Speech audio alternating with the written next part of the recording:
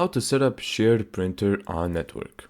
So the first thing that you need to do is right click on the Wi-Fi here, then go to Open Network and Internet Settings.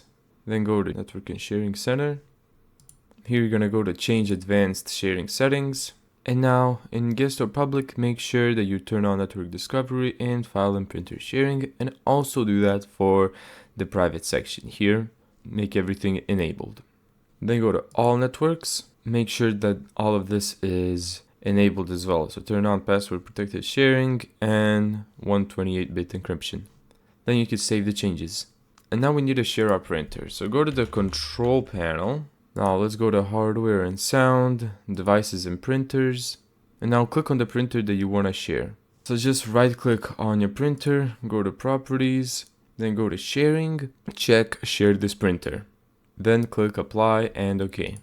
Now on the second computer, you need to find network. How you do this is you go to the file explorer, you scroll down till you see network, and then you click on it. And you should be able to see your printer here.